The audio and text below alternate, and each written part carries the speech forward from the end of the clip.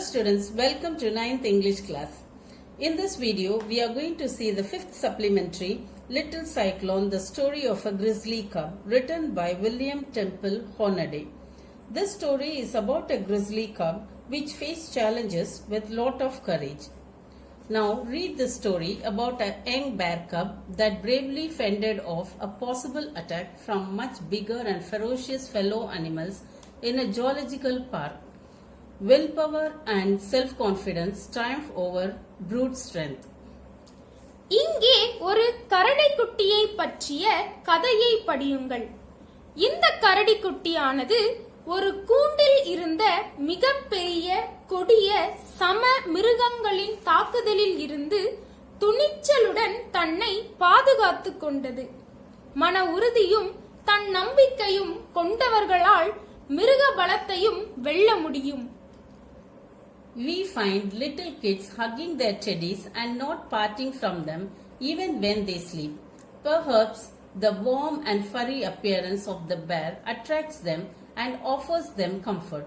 They love the doll so much that they spend their time feeding it, dressing it up and holding it to their bosom.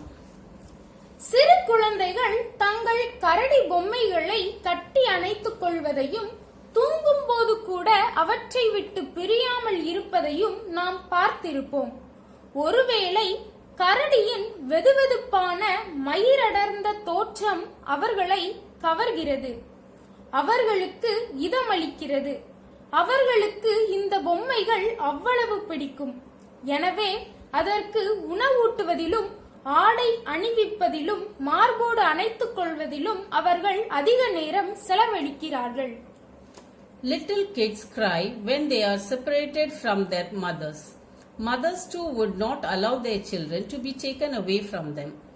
How do you think animals would behave when they are isolated from their families? Here is an interesting story of a young grizzly bear which proved its strength and grit, not wishing to be cowed down or dominated by other bigger bears. சின்னஞ்சிறியவர்கள் தங்கள் தாயை விட்டு பிரிக்கப்பட்டால் அழுகிறார்கள். தங்களது குழந்தைகளை தங்கள் விட்டு எடுத்து செல்வதை தாய்மார்களும் அனுமதிக்க மாட்டார்கள். விலங்குகள் தங்கள் குடும்பத்திலிருந்து பிரிக்கப்பட்டால் எப்படி நடந்து கொள்ளும்? ஒரு சாம்பல் கரடியை பற்றிய சுவாரஸ்யமான கதை ஒன்று இங்கே இருக்கிறது. இந்த கரடி குட்டி யாருக்கும் அடிபணியாமல் பிற பெரிய கரடிகளால் அதிகாரம் செய்யப்படாமல் தனது வலிமையையும் துணிச்சலையும் வெளிப்படுத்துகிறது. Little Cyclone is a grizzly cub from Alaska who earned his name by the vigor of his resistance to ill treatment. When his mother was fired at on a timbered hillside facing Chilkat River, he and his brother ran away as fast as their stumpy little legs could carry them. When they crept where they had last seen her, they thought her asleep and cuddling up close against her yet warm body, they slept peacefully until morning. சின்ன சூறாவளி என்பது அலாஸ்காவில் உள்ள ஒரு சாம்பல் கரடி குட்டியாகும். தனக்கு கிடைத்த துன்புறுத்தலுக்கு எதிரான வலிமை மிக்க எதிர்ப்புக்காக அதற்கு இந்த பெயர் கிடைத்தது. சில்கட் ஆற்றை நோக்கியுள்ள மரங்கள் அறுக்கும் குன்று பகுதியில் இந்த குட்டியின் தாய் துப்பாக்கியால் சுடப்பட்டது. இந்த குட்டியும் அதன் சகோதரனும் அவர்களது குட்டையான தடித்த சிறிய கால்கள் எவ்வளவு வேகமாக ஓட முடியுமோ அவ்வளவு வேகமாக ஓடினார்கள். அவர்களது அம்மா இருந்த இடத்திற்கு அவர்கள் திரும்பவும் ஊர்ந்து வந்தபோது அந்த அம்மா அங்கே தூங்கிக் கொண்டிருப்பதாக அவர்கள் நினைத்தார்கள். இன்னும் வெதுவெதுப்பாக இருந்த அந்த அன்னையின் உடலோடு ஒட்டிக்கொண்டு விடியும் வரை அமைதியாக உறங்கிவிட்டார்கள். Before the early morning sun had reached their side of the mountains, the two orphans were awakened by the rough grasp of human hands. Valiantly they bit and scratched and bawled aloud with rage. One of them made a fight so fierce and terrible that his nervous captor let him go, and that one is still on the Chilkoot.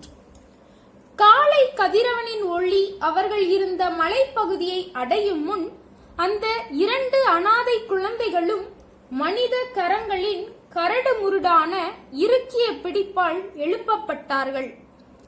துணிச்சலுடன் அவை அவர்களை கடித்தன, பிறண்டின, கடுங்கோபத்துடன் அலறின. அவைகளில் ஒன்று மிகவும் கொடூரமாகவும் பயங்கரமாகவும் சண்டை போட்டதில் பயந்து போன சிறை பிடிப்பவன் அதை விட்டுவிட்டான். இன்னும் கூட அது சில்கோட் பகுதியில்தான் இருக்கிறது. Although the other cub fought just as desperately, his captors seized him by the hind legs, dragged him backwards, occasionally swung him around his head, and kept him generally engaged until ropes were procured for binding him. மற்றொரு குட்டியும் அதே போல கடுமையாக போராடியது. ஆனால் அதை சிறைப்பிடித்தவன் அவன் பின்னங்கால்களை இறுக்க பற்றி கொண்டான். பின்புறமாக இழுத்து கொண்டே சென்றான். சில நேரங்களில் தலைக்கு மேலே அதை சுற்றினான். அதை கட்டுவதற்கு கயிறுகள் வாங்கி வரும் வரை அதை ஏதோ ஒன்றில் ஈடுபடுத்திக் கொண்டே இருந்தான். When finally established with collar, chain and post in the rear of the saloon in Porcupine City, 2-legged animals less intelligent than himself frequently and violently prodded the little grizzly with a long pole to see him fight. Barely in time to save him from insanity, Little Cyclone was rescued by the friendly hands of the Geological Society's field agent, placed in a comfortable box, freed from all annoyance and shipped to New York. இறுதியில் அது ஒரு நிலைக்கு கொண்டு வரப்பட்டது. கழுத்துப்பட்டை, சங்கிலி, கம்பம் ஆகியவை வாகனத்தின் பின்புற இடைவெளியில் அந்த பார்க்யூபைன் சிட்டியில் இருந்தன. அங்கே அந்த கரடிக்குட்டியை காட்டிலும் அறிவில் குறைந்த 2 கால் விலங்குகள் அடிக்கடி அந்த சிறிய சாம்பல் கரடிக்குட்டியை நீண்ட களியால் கடுமையாக குத்திக் கொண்டே இருந்தன. அது சண்டை போடுவதை பார்க்க அவர்கள் ஆசைப்பட்டார்கள். அந்த கரடியை பைத்தியம் பிடிப்பதில் இருந்து காப்பாற்ற மிக குறைந்த கால அவகாசமே இருந்தது. விலங்குகள் நல சங்கத்தின் கள பணியாளரில் நட்பு கரங்களால் லிட்டில் சைக்ளோன் என்ற அந்த கரடிக்குட்டி காப்பாற்றப்பட்டது. பின்னர் எல்லா இடையூறுகளுக்கும் அகற்றப்பட்டு வசதியான பெட்டியில் வைக்கப்பட்டு நியூயார்க் நகருக்கு கப்பல் மூலமாக அனுப்பப்பட்டது. He was at that time as tall and roguish looking a grizzly cub as ever stepped. In a grizzly grey full moon of fluffy hair, 2 big black eyes sparkled like jet beads behind a pudgy little nose absurdly short for a bear. Excepting for his high shoulders, he was little more than a big bale of grey fur set up on 4 posts of the same material.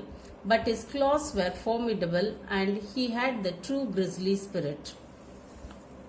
அது அங்கே முதலாக நடந்து வரும் எல்லா சாம்பல் கரடி குட்டிகளைப் போலவே களிப்பூட்டும் முரட்டுத்தனமான தோற்றம் கொண்ட குட்டியாகவே இருந்தது.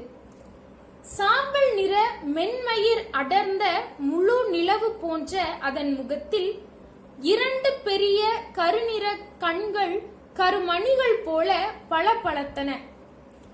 இவை குட்டியான தடித்த சிறிய மூக்கின் பின்புறம் அமைந்திருந்தன. இது ஒரு கரடிக்கு மிக முட்டாள்தனமான வகையில் மிக சிறியதாகும்.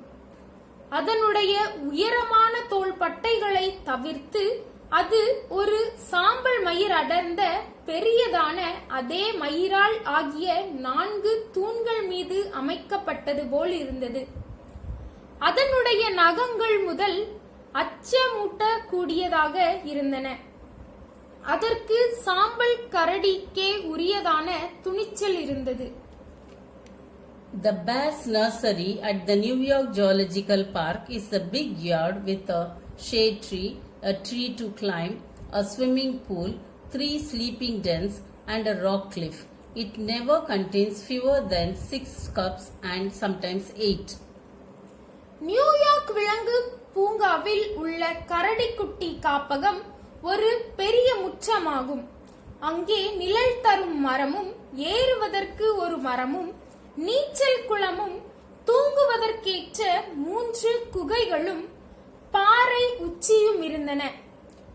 6 குட்டிகளுக்கு குறையாமல் அங்கே எப்போதும் கரடிகள் இருந்தன. சில நேரங்களில் 8 கூட இருக்கலாம். Naturally, it is a good test of courage and temper to turn a new bear into that roistering crowd. Usually, a newcomer is badly scared during his first day in the nursery and very timid during the next. But grizzlies are different. They are born full of courage and devoid of all sense of fear. வழக்கமாக புதிதாக வரும் ஒரு கரடிக்கு அதன் துணிச்சலையும் மனநிலையையும் பரிசோதிக்கும் இடமாக அது இருந்தது. இங்கிருந்து செல்லும் கரடி குட்டி பின்னர் ஆரவார களியாட்டம் கொண்ட கூட்டத்திற்குள் நுழைய முடியும். காப்பகத்திற்கு புதிதாக வரும் குட்டிகள் முதல் நாளன்று பெரிதும் மிரண்டு போயிருக்கும். மறுநாள் மிகவும் சாதுவாக மாறிவிடும். ஆனால் சாம்பல் நிற கரடி குட்டிகள் இதிலிருந்து வேறுபட்டவை. அவை துணிச்சலுடனேயே பிறக்கின்றன. எல்லா விதமான பய உணர்வும் இல்லாமலேயே இருக்கின்றன. When little Cyclone's travelling box was opened and he found himself free in the nursery, he stopped deliberately to the center of the stage, halted and calmly looked about him. His air and manner said as plainly as English, "I am a grizzly from Alaska and I have come to stay.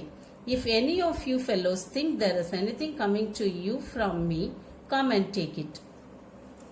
Little cyclone கரடி குட்டி இருந்த பயண பெட்டியை திறந்தபோது அது அந்த விலங்கு குட்டிகளின் காப்பகத்தில் தான் சுதந்திரமாக இருப்பதை உணர்ந்தது. அது வேண்டுமென்றே மேடையின் மைய பகுதியை நோக்கி வீராப்புடன் நடந்து சென்றது. சற்று நின்றது. அமைதியாக சுற்றும் முற்றும் பார்த்தது. அதனுடைய மனநிலையும் நடத்தையும் ஆங்கிலத்தில் தெளிவாக கூறுவது போல் இருந்தது. நான் அலாஸ்காவில் இருந்து வந்துள்ள சாம்பல் கரடி.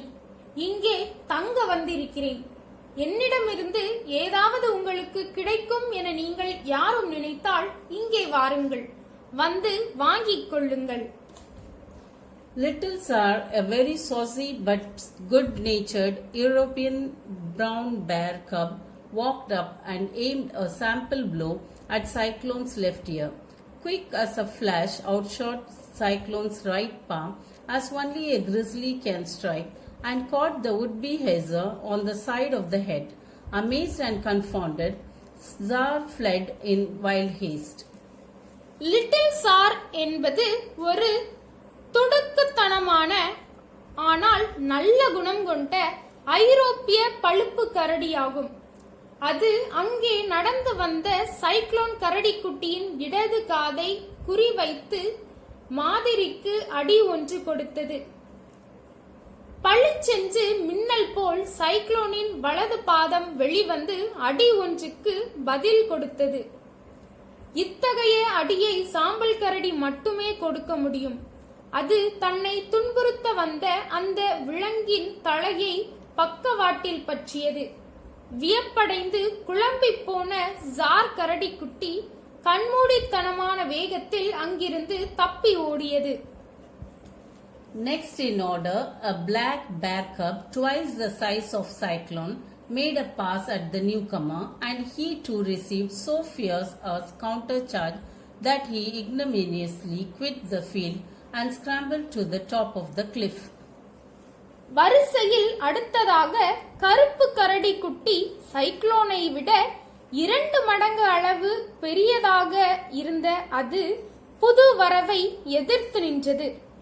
அதற்கும் கூட வலிமையான ஒரு எதிர்த்தாக்குதல் நடைபெற்றதால் மைதானம் வழியாக ஓடி அந்த குன்றின் மேல் ஏறிவிட்டது.